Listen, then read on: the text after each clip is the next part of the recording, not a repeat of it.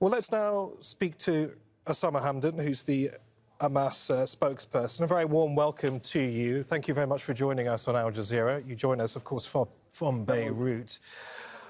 I wonder if you can firstly react to what we've heard in Qatar. There seems to be a tremendous amount of optimism coming from what we've heard so far. Your impressions?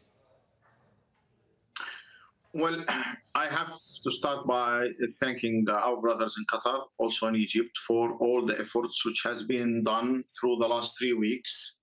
It was a very long way to achieve this arrangement.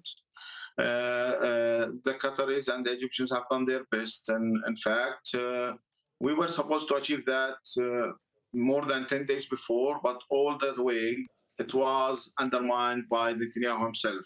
Yesterday, he gave the green light for that, also without any complications.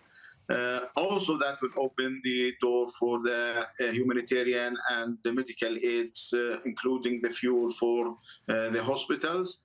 We hope that can go smoothly, and we trust all the efforts which was done by the brothers in Qatar. Are you satisfied that everything you've heard so far as a result of these negotiations will actually happen? We're talking, of course, about ending all Israeli drone surveillance across Gaza for several hours a day, along with the cessation of other military activity and indeed arrests. Are you satisfied that those demands will be met, will be observed by Israeli forces? Well, I have to say clearly that the only thing which make the Palestinian nations feel satisfied, the end of the occupation and the end of the Israeli attack against Gaza initiative. So when we are talking about temporary ceasefire, that means what we have received as arrangements is good. We accept that, but that is not the end of the road. This must be ended by a clear end for the Israeli offensive attack on the Palestinian people. I have to remind everyone that there was more than 14,000 Palestinians, 75% of them were killed by the Israeli bombardment on Gaza. We are talking about more than 30,000 Palestinians injured. More than 7,000 Palestinians are still under the rebel. So we believe this time of temporary ceasefire will help us in having them back, burying the militants, finding a way to send those people who were badly injured to have the medication.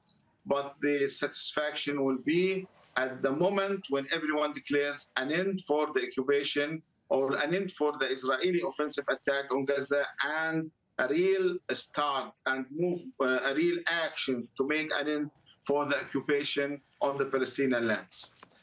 How do you think that this is likely to be responded to by, of course, the many Palestinians there in the Gaza Strip who have been under inscrutable pressure for the past few weeks, a tremendous civilian death toll? How do you think this is likely to be received by those who have been bearing the brunt of Israel's war on Gaza?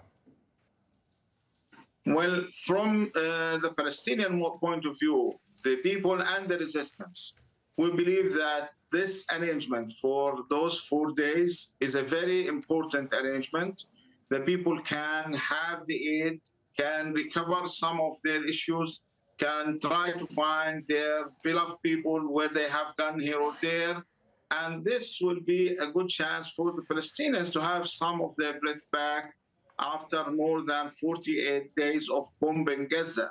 So I believe the Palestinians were waiting for these arrangements. Our people will be, they are waiting and they are glad. I have to remind everyone that at the same moment when the brothers in Qatar declared the final arrangements, Al-Qassam brigades declared a complete positive reactions towards that, urging the people to act in a positive way, and we hope, inshallah ta'ala, that will be the first step to achieve an end for the attack against Gaza. Osama Hamdan, it's been important to have you on the programme. Many thanks for that. Osama Hamdan, Hamas's spokesperson. Thank you.